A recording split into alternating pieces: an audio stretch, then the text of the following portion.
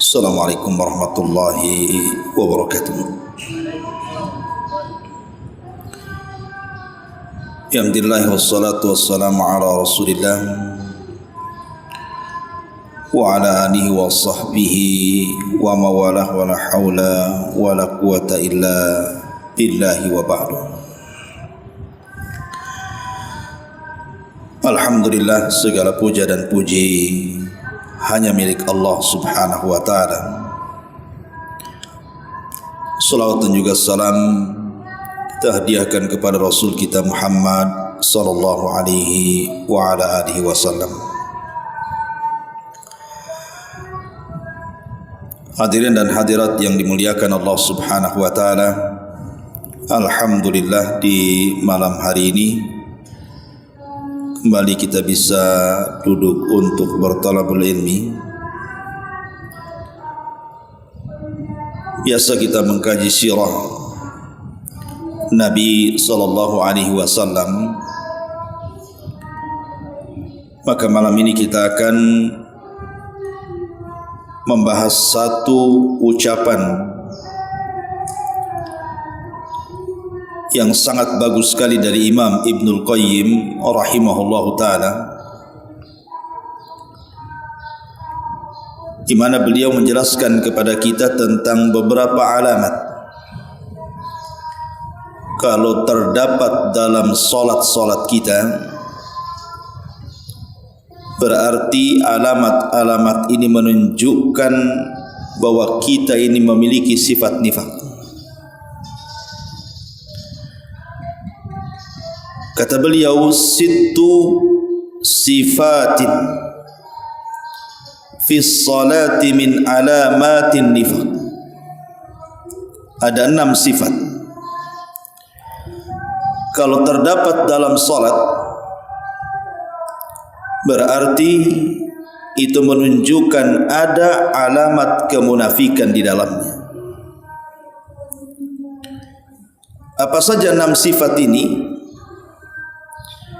Kemudian beliau mengatakan al-kasalu indal qiyami ilaiha. Yang pertama, malas apabila hendak mengerjakan ibadah salat tersebut. Yang kedua, wa mura'atun nasi fi fi'liha. Tujuan salatnya adalah untuk supaya mendapatkan pujian manusia di dalamnya. Kemudian yang ketiga, wa ta'khiruha, suka mengakhir-akhirkan waktu salat. Kemudian yang keempat, wa naqruha, salatnya dari segi gerakannya terlampau tergesa-gesa. Yang kelima, wa qillatu dzikrillahi azza wa jal fiha, sedikitnya berzikir kepada Allah subhanahu wa ta'ala. Dan yang terakhir, wa takhalluf an jama'atiha, dan suka meninggalkan salat berjamaah. Inilah 6 sifat kalau terdapat pada diri kita, berarti ada alamat nifak di dalam hati kita. Kita bahas satu-satu. Ma'asyiral muslimin yang dimuliakan Allah subhanahu wa ta'ala, di zaman para sahabat Nabi sallallahu alaihi wasallam, sifat nifak ini sifat yang dikhawatirkan para sahabat, sifat yang ditakutkan oleh para sahabat Nabi sallallahu alaihi wasallam kalau pada hati mereka terdapat penyakit nifak ini. Contoh saja Umar bin Khattab radhiyallahu anhu, ketika Nabi sallallahu alaihi wasallam memanggil Hudzaifah ibnul Yaman dan menjadikan Hudzaifah sebagai sirrun Nabi, pemegang rahasia Nabi, maka Hudzaifah dipercaya Nabi untuk mencatat segala nama orang-orang munafik dari Nabi SAW yang diberitakan Jibril kepadanya, dan hanya yang tahu Hudzaifah dengan Nabi saja. Yang lain tidak tahu nama-namanya. Walaupun belakangan ma'ruf nama-nama tersebut kan, seperti Abdullah ibn Ubay ibn Salul, kemudian Nabtal ibn al-Harith, kemudian Jullas ibn Suwaid ibn Samit, dan juga Al-Harith ibn Suwaid ibn Samit, yang diturunkan beberapa ayat kepada mereka dari Allah Subhanahu wa taala. Tapi sebelumnya sahabat tidak tahu nama-nama ini. Makanya kemudian Umar bin Khattab radhiyallahu anhu datang kepada Hudzaifah ibn Yaman dan mengatakan, "Ya Hudzaifah, asammani Nabi sallallahu alaihi wasallam anni munafiq." Hudzaifah, pernah kau dengar Nabi menyebut namaku bahwa aku termasuk orang munafik? Maka Hudzaifah tidak mau jawab karena dia adalah pemegang rahasia. Kalau dikasih tahu sudah bukan rahasia lagi. Tapi karena Umar bin Khattab radhiyallahu an mendesak dan meminta, maka terpaksa Hudzaifah menyebutkan, tetapi dengan syarat Umar tidak menceritakan. Maka Hudzaifah mengatakan, tidak ada namamu dalam catatan munafik. Tapi dengan kemudian Umar bertanya kepada Hudzaifah, menunjukkan bahwa Umar takut kalau seandainya dia masuk pada daftar orang-orang munafik. Kemudian juga sahabat yang bernama Thabit ibn Qais al-Mushammas. Thabit ibnu Qais al-Mushammas. Thabit ibn Qais ini adalah juru bicara Nabi SAW. Ketika turun ayat ya ayyuhalladzina amanu la tarfau aswatakum fawqa sautin nabi. Wahai orang-orang yang beriman, janganlah kalian angkat suara kalian di atas suara Nabi kalian. Al-Hujurat ayat 2 itu. Maka Thabit ibn Qais takut kalau seandainya ayat itu tertuju kepada dirinya. Kenapa? Karena Thabit ini kalau ngomong lantang. Terkadang saking lantangnya suara dia di atas suara Nabi. Makanya dia takut sehingga dia tidak mau keluar dari rumahnya dan menangis sepanjang hayatnya.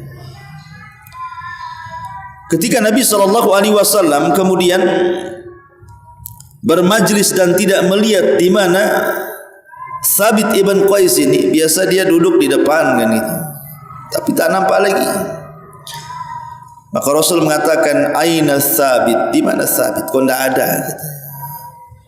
Maka orang-orang mengatakan, Thabit mengurung diri di rumahnya wahai Rasul. Kata Nabi SAW kepada Sa'ad, "Ya Sa'ad, pergilah ke rumah Thabit, lihat apa yang dilakukannya." Akhirnya kemudian Sa'ad bin Ubadah mendatangi rumahnya Thabit ibn Qais ini. Ternyata Thabit sedang menangis dan mencela dirinya dan mengatakan, "Sungguh habis seluruh amalku dan pasti aku termasuk menjadi penduduk neraka," kata. Karena aku sudah mengangkat suaraku di atas suara Nabiku. Maka hal ini kemudian sampai kepada Rasul. Maka Rasul mengatakan, "Katakan kepada Thabit, dia bukan termasuk penduduk neraka. Bal huwa min ahlil jannah. Bahkan dia termasuk penduduk surga." Tapi lihat bagaimana Thabit ibn Qais ini takut kalau seandainya ayat itu adalah khitab kepada dirinya. Karena biasa yang suka mengangkat suara itu orang-orang munafik.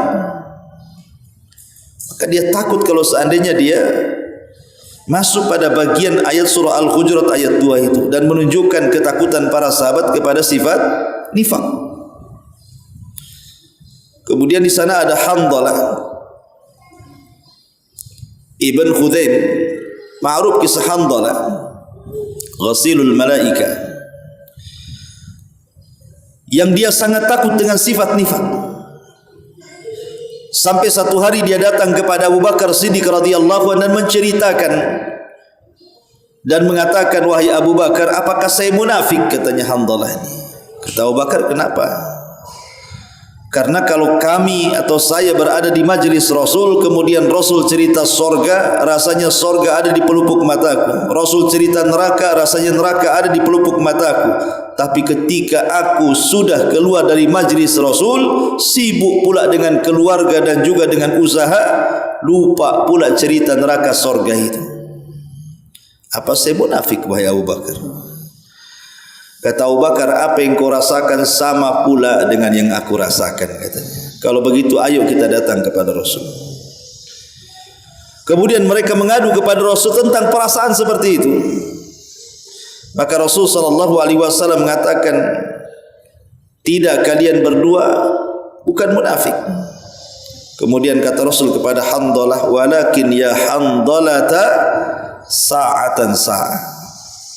Akan tapi wahai Handalah, kalau ada sudah merasakan perasaan seperti itu, maka sebaiknya bagilah waktu. Kadang kau hadir di majlis ta'lim, kadang kau sibuk mencari dunia. Jangan kau sibuk terus mencari dunia kemudian melupakan hadir di majlis ilmu. Karena hanya itulah kemudian yang bisa mengingatkan surga dan neraka. Intinya bahwa para sahabat Rasul itu sangat takut dengan sifat nifak ini. Nah, di sini Imam Abdul Qayyim rahimahullahu taala mengatakan bahwa ada 6 sifat. Kalau terdapat pada solat-solat kita, ketahuilah berarti kita ini masih ada sifat nifak di dalam hati. Yang pertama dari 6 sifat itu adalah al-kasal, malas. Allah mengatakan dalam surah An-Nisa ayat 142, innal munafiqina yukhadi'una Allah wa huwa khadi'uhum wa idza qamu ila salati qamu kusala. Sesungguhnya orang-orang munafik itu mereka sedang menipu Allah. Mereka sedang menipu Allah dan Allah telah menipu mereka. Dan apabila mereka tegak melaksanakan salat, mereka pun tegak dengan bermalas-malasan. Berarti ciri yang pertama adalah ketika kita malas salat, itu berarti ada sifat nifak pada hati kita. Yang malas salat saja dikatakan nifak, bagaimana yang tidak salat sama sekali, kan begitu? Lebih bahaya lagi. Bahkan Nabi SAW menyebutkan secara nas solat apa yang paling berat dilakukan orang munafik itu, yang paling malas melakukannya. Kata Nabi SAW, asqalus salati 'alal munafiqin salatul isya'i wa salatul fajri, kata Rasul. Yang paling berat dilakukan orang-orang munafik ini ketika mereka melaksanakan salat 5 waktu adalah pertama salat isya dan yang kedua salat subuh. Padahal kata Rasulullah, walau ya'lamuna ma fihima la atauhuma walau habwan. Padahal kalau orang tahu betapa tingginya nilai salat isya dan subuh itu, tentu mereka siap untuk mendatanginya walaupun dengan cara merangkak, kata Rasul. Menunjukkan bahwa 2 salat itu sangat istimewa di mata Rasul. Lalu kenapa alasannya kemudian 2 salat ini menjadi berat bagi orang munafik? Al-Imam Al-Qurtubi rahimahullahu ta'ala menyebutkan alasannya. Kata beliau, wa dzalika li anna salatal isya ta'ti wa qad at'abahu 'amalun nahari fayuthqilu 'alaihi al-qiyam al-qiyam ilaiha wa amma salatu subhi ta'ti wan naumu ahab ilaihim min mafruhin bihi walaulas saif maqam. Kata Imam Qurtubi rahimahullahu taala, kenapa salat Isya itu berat? Karena biasanya kalau orang sudah ngantuk di waktu Isya itu dikarenakan karena sudah lelahnya dia dengan amalan di waktu siang. Jadi dia bekerja gitu ya sampai lelah. Ketika datang waktu Isya, datang pula waktu ngantuk tuh biasanya. Sehingga orang malas salat jadinya kan. Itu yang menjadikan kenapa banyak orang-orang malas melaksanakan Isya. Adapun salat subuh memang di waktu sedang nyenyak-nyenyaknya tidur pula kan begitu. Sehingga untuk bangun itu agak sulit gitu ya. Makanya kenapa kemudian Nabi SAW mengatakan salat yang paling berat bagi orang munafik itu dua salat ini. Pertama salat Isya, yang kedua salat subuh. Bahkan kata Imam Qurtubi, kalau bukan karena pedang tentu mereka tidak akan bangun itu. Maksudnya kalau bukan karena ada ancaman tentu mereka tidak akan bangun. Ma'asyiral muslimin yang dimuliakan Allah Subhanahu wa taala. Lalu bagaimana cara mengatasinya supaya orang itu tidak malas salat? Terutama salat subuh gitu ya, karena memang itu asik-asiknya tidur tuh. Yang pertama, al-ityan bi adhkarin naumi qablahu wa ba'dal istiqadi minhu basyaratan. Biasakan orang itu berzikir tidur sebelum dan setelah bangun. Biasakan berzikir, karena zikir itu penjagaan yang paling baik. Apalagi setiap orang yang tidur itu pasti akan diikat di lehernya 3 ikatan oleh setan kan. Karena setan itu tidak mungkin menguasai ubun-ubun manusia. Yang dikuasai setan itu tengkuk manusia, otak belakang. Karena kita dalam Islam itu hanya mengenal 2 otak saja, otak depan, otak belakang.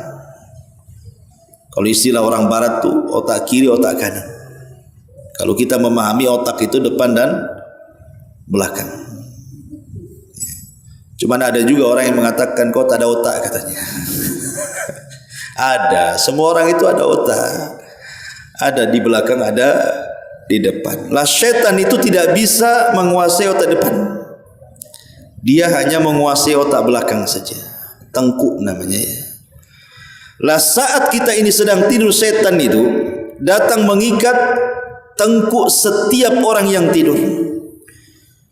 Kemudian setan setiap mengikat itu akan membisikkan di telinganya, nim naumatan tawilah, tidurlah yang panjang katanya. Kemudian diikat lagi. Kalau sudah sepertiga malam terus, ikat lagi di kepalanya. Kemudian mengatakan nim naumatan tawilah, tidurlah malam masih panjang. Kemudian nanti dekat-dekat subuh diikat lagi sama dia dan mengatakan tidurlah malam masih panjang. Tetapi bagi orang-orang yang beriman, ketika kemudian dia terbangun langsung dia berzikir, maka hilang 1 ikatan. Kemudian dia berwudu, hilang 2 ikatan. Kemudian dia sholat, hilanglah semua ikatan tersebut, dan dia pun menjadi orang yang paling semangat hidup dan jiwanya baik. Makanya kenapa kemudian zikir ini jangan dilepaskan ya, karena zikir ini salah satu yang bisa mengalahkan gangguan syaitan. Kemudian yang kedua, al-isti'adzatu billahi minal kasal. Berlindunglah kepada Allah Azza wa Jalla dari penyakit malas ini. Makanya Rasul mengajarkan 1 doa, Allahumma inni a'udzubika minal kasali. Ya Allah, aku berlindung kepadamu dari sifat malas ini. Karena kalau orang sudah malas, ikhwan, apa yang dilakukan orang malas? Duduk, tidur. Itu orang malas kan begitu ya. Makanya kemudian Rasul mengajarkan doa jangan sampai kita ditimpa dengan sifat malas, apalagi malas untuk sholat, karena ini bahaya. Kemudian yang nomor 3, mufaraqatul firash indal intibahi pawra.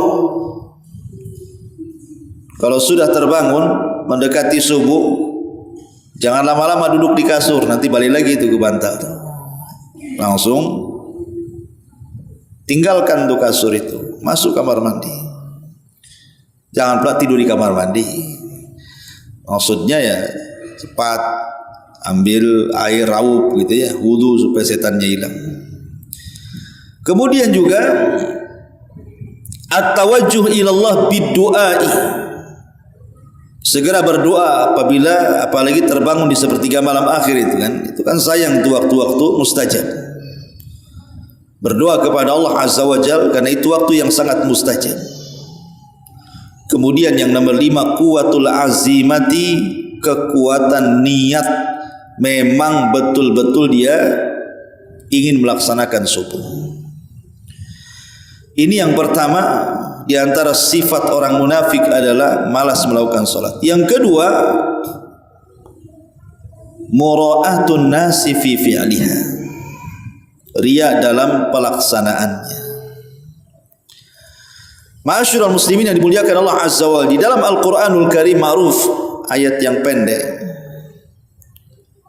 Allah Subhanahu wa taala mengatakan fawailul lil musallin alladzina hum an salatihim sahun alladzina hum yuraun.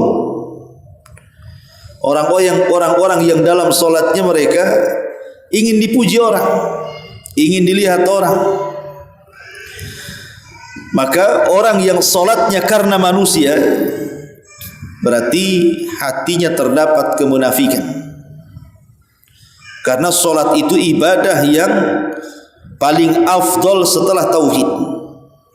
Pertama syahadat, yang kedua solat. Artinya ibadah yang paling afdol dari ibadah-ibadah arkanul Islam itu adalah solat setelah tauhid.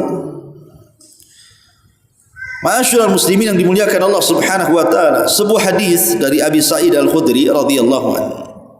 Satu hari Nabi sallallahu alaihi wasallam sedang berjalan-jalan, ditengoknya ada kumpulan para sahabat sedang berkumpul. Rupanya sahabat-sahabat ini sedang membicarakan tentang fitnah Dajjal.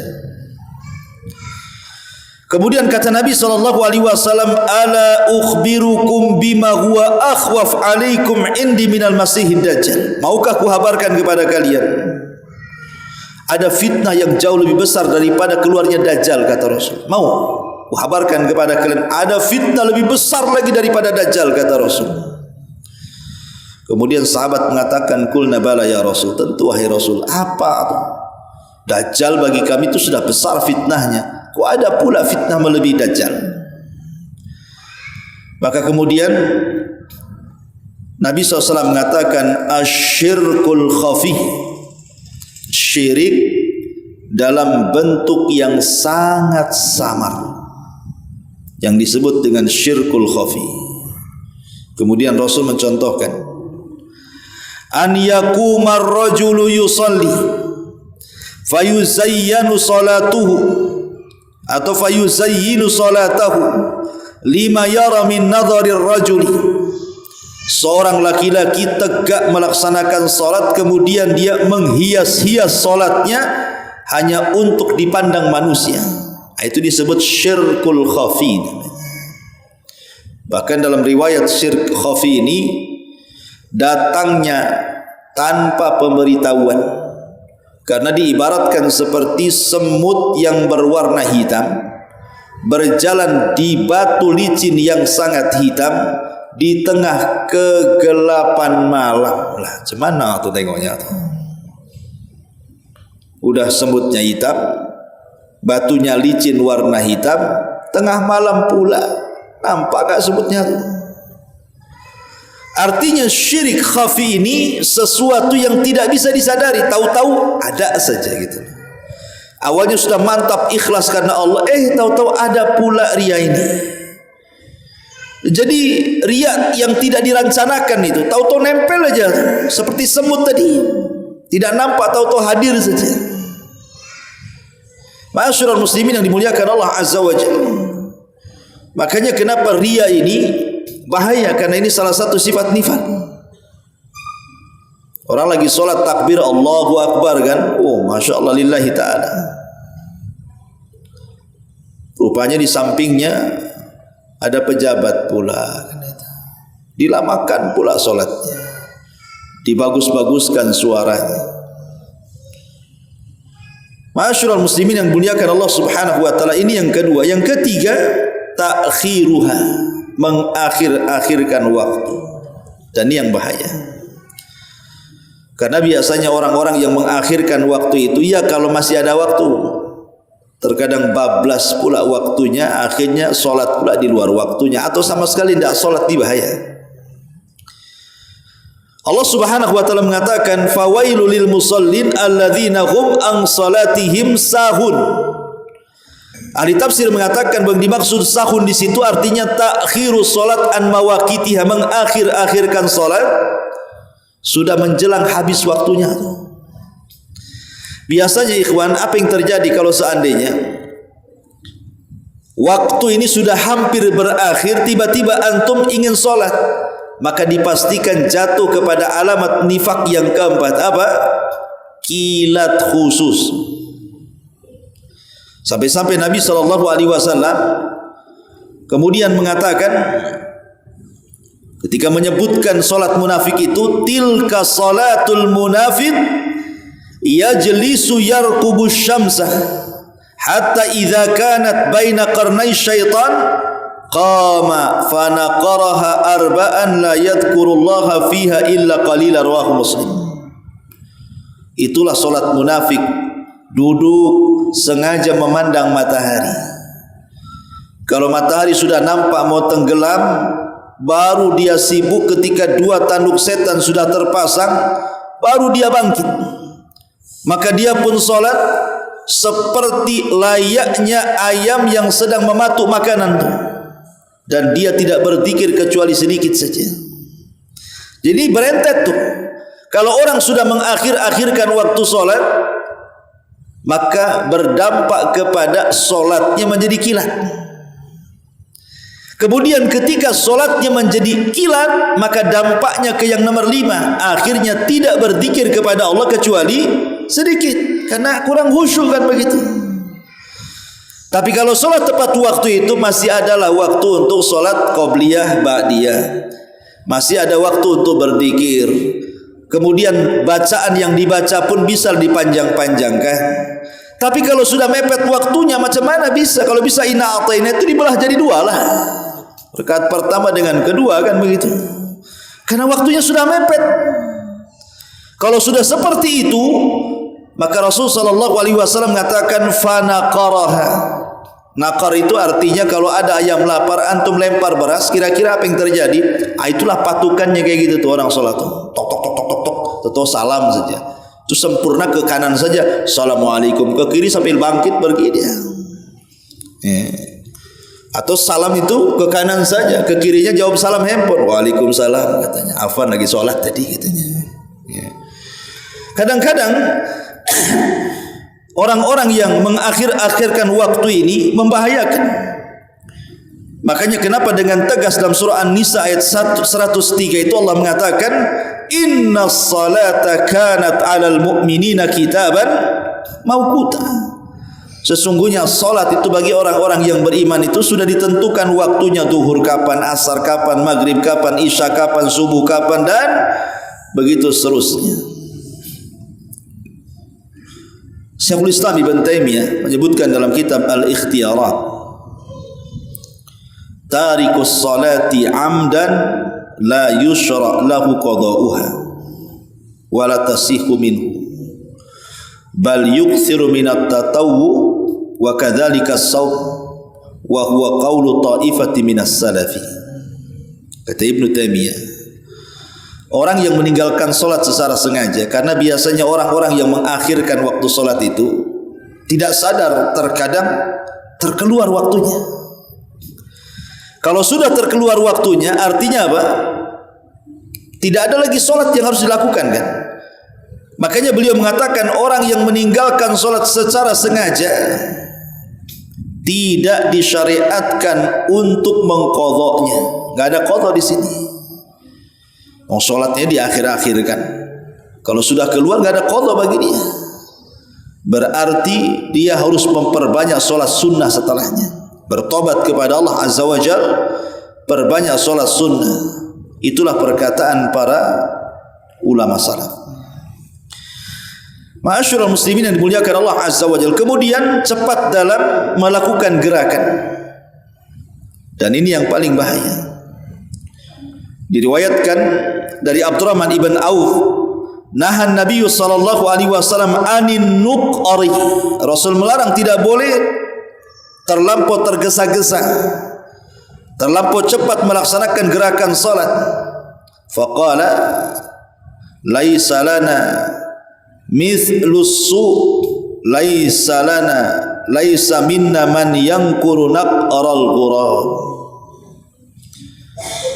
Bukan termasuk umat kami, kata Rasul, orang yang melakukan perbuatan buruk seperti itu.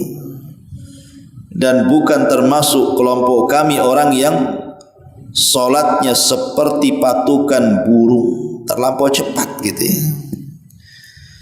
Karena kalau sudah gerakan-gerakannya terlampau cepat, ikhwatu fiddin, macam mana orang itu dapat kehusyuan coba? Nah, cuman masalahnya terbalik pula, begini alasannya. Saya itu pernah ngobrol dengan salah seorang fulan gitu ya. Dia kalau tarawih itu suka yang cepat dibandingkan yang slow gitu. Kalau bisa itu 23 rakaat itu ya 10 menit gitu ya, 15 menit. Fatihahnya satu nafas kan itu. Kalau bisa satu ayat Toha, Allahu Akbar, Yasin, Allahu Akbar gitu. Jadi cobalah saya dialog dengan dia. Bagusnya sholat tarawih itu harus tartil bacaannya, karena namanya sholat itu kan perlu dinikmati gerakan dan bacaannya. Apa dia mengatakan, Ustaz, kalau terlampau lama menghayal, saya katanya. Kalau terlampau lama melamun gitu. Kalau cepat itu tidak ada ruang lamunan tuh. Jadi khusyuk betul. Gitu pula jawabannya itu. Jadi kalau seandainya sholatnya cepat itu, tidak ada ruang menghayal itu katanya. Karena apa? Baru mau menghayal sudah ruku, mau menghayal sudah i'tidal, sudah sujud, atau sudah salam. Kapan saya menghayalnya katanya? Sebenarnya. Jadi justru kalau kita jelaskan bahwa orang yang khusyuk itu orang yang tartil, orang yang ya bacaan-bacaannya yang panjang itu, malah dibantah seperti itu. Kalau memang yang gerakan cepat itu yang khusyuk, harusnya Rasul sudah mengajarkan itu kepada kita. Tapi kenapa Rasul mengajarkan pula yang panjang-panjang, apalagi sholat tarawih kan gitu. Ma'asyiral muslimin yang dimuliakan Allah Azza wa Jalla. Kemudian juga berzikir dengan zikir yang sedikit, yaitu akibat dari tadi mengakhirkan waktu sholat, kemudian mempercepat gerakan sholat, berakhir dengan apa? Sedikit berzikir akhirnya. Yang harusnya bacaan Subhana Rabbiyal A'la 3 kali dibaca sekali saja.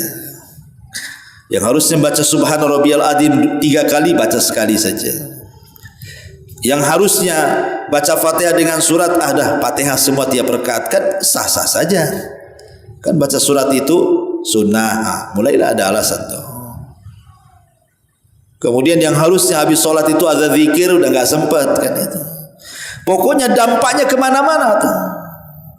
Dan yang terakhir, nah ini akhirnya yang keenam, takhalluf an salatil jamaah. Berakhir-akhirnya kalau sudah malas dari 5 perkara di atas, maka dia pun akan malas untuk sholat berjamaah. Karena sholat sendiri saja malas, apalagi pula jamaah. Ma'asyiral muslimin yang dimuliakan Allah Azza wa Jalla.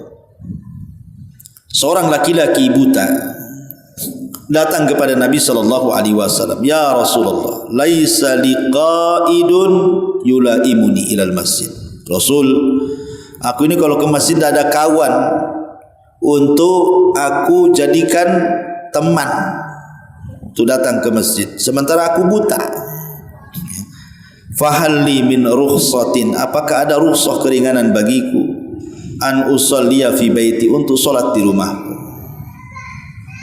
Kata Rasul, hal tasma'un nida, apakah kau dengar azan?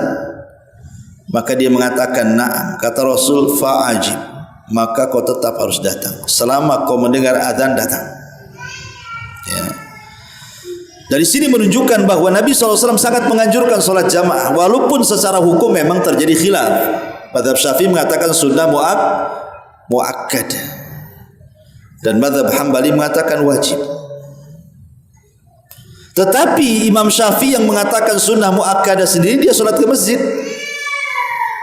tapi pengikutnya mengikut fatwanya, tapi tidak mengikut Imam Syafi'inya. Imam Syafi'i yang memfatwakan solat jamaah itu solat muakkadah, dia menjadi imam solat. Kenapa kau enggak ke masjid? Kan sunnah muakkad Ustaz, katanya. Kan kalau solat di rumah juga sah-sah saja, di masjid juga sah, itu namanya sunnah muakkadah kan.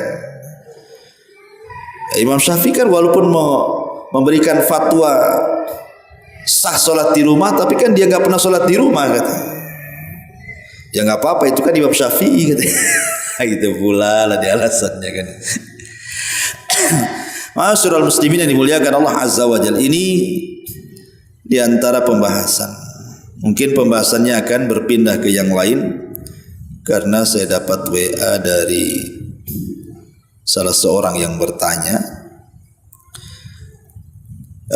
Pertanyaannya begini, karena ini minta dijawab masalahnya. Afwan akhi, ana minta tolong. Antum kan ada akses ke Ustadz Abu Humairah. Iyalah. Nah, coba tanyakan hukumnya, katanya. Apa hukumnya seorang ikhwan yang sudah beristri mengutarakan cinta kepada istri orang? Lah. Dan diingatkan itu dosa dan perbuatan setan, tetapi tetap aja bilang tak mau menghilangkan perasaannya ke istri orang.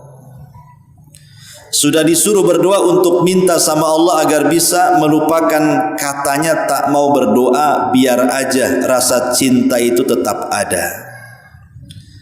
Padahal kan sudah ngaji, tapi perkara dosa kok disepelekan. Bukannya kita hijrah dan ngaji tujuannya untuk menghindari api neraka? Pertanyaannya, apakah dulu para sahabat ada yang juga mencintai istri orang? Dan apa hukumnya? Sahabat nggak ada orang mencintai istri orang. Sahabat pula di bawah-bawah. Taib, ma'asyiral muslimin yang dimuliakan Allah Azza wa Jalla. Maka kita jawab ya, mencintai istri orang ya tidak boleh. Dia sudah punya istri, kemudian mencintai istri orang pula. Kalau seandainya wanita itu, berarti kan istri orang ini kan dia terkait pernikahan tuh. Sama-sama sudah menikah di ceritanya kayaknya nih. Ini si abang ini sudah menikah, si istri orang juga sudah menikah. Kemudian si abang ini suka pula dengan istri tetangga, mungkin begitu ya. Maka hukumnya haram, tidak boleh. Hukumnya haram. Jangankan itu, membayangkan seseorang aja melakukan hubungan dengan suami istri. Pamannya antum berhubungan dengan istri,